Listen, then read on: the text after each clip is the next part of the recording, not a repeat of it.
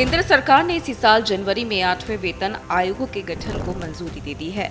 8वें वेतन आयोग का गठन केंद्र सरकारी कर्मचारियों और पेंशन भोगियों के लिए एक बड़ी खुशखबरी है, क्योंकि इसके लागू होने से केंद्र सरकारी कर्मचारियों और पेंशन भोगियों की सैलरी, भत्तों और पेंशन में इजाफा होगा। देश में लाखों केंद्रीय सरकारी कर्मचारी काफी समय से बेसिक सैलरी में बढ़ोतरी की मांग कर रहे थे और 8वें वेतन आयोग के लागू होने के बाद उनकी बेसिक सैलरी भी बढ़ेगी, जिसका फायदा वर्तमान में केंद्रीय सरकारी नौकरी कर रहे करीब 50 लाख कर्मचारियों को मिलेगा। 8वें वेतन आयोग के आने के बाद हर सैलरी वर्ग के केंद्रीय कर्मचारियों को फायदा होगा।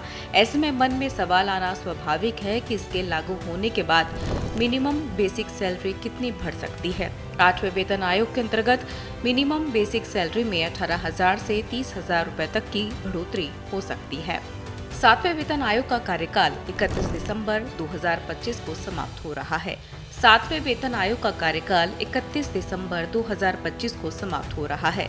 ऐसे में पहले इस बात की संभावना जताई जा रही थी कि 8वां वेतन आयोग 1 जनवरी 2026 से लागू हो सकता है। हालांकि अब बताया जा रहा है कि 8वां वेतन आयोग 2026 के अंत तक या 2027 की शुरुआत में लागू हो सकता है। ऐसे में इसके लागू होने तक 7वें वेतन आयोग का कार्यकाल बढ़ाया जा सकता है। पेंशन भोगियों को कितना फायदा मिलेगा, चलिए आपको ये भी बता देते हैं।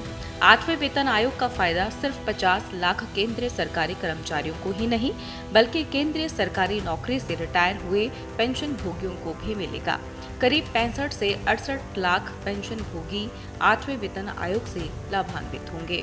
8वें वेतन आयोग की प्रक्रिया में देरी का मुख्य कारण प्रशासनिक और प्रक्रियात्मक बाधाएं हैं, जैसे अध्यक्ष और सदस्यों की नियुक्ति, TOR का अंतिम रूप न देना और बजटीय प्रावधानों की कमी है। सरकार ने हितधारकों से इनपुट मांगने की प्रक्रिया शुरू की है, लेकिन अभी तक इस मामले में ज्यादा प्रोग्रेस नहीं हुई है। 8वें वेतन आयोग को लागू करने के लिए मौजूदा सैलरी स्ट्रक्चर में बदलाव करके नया सैलरी स्ट्रक्चर बनाना होगा और इसमें भी समय लगेगा।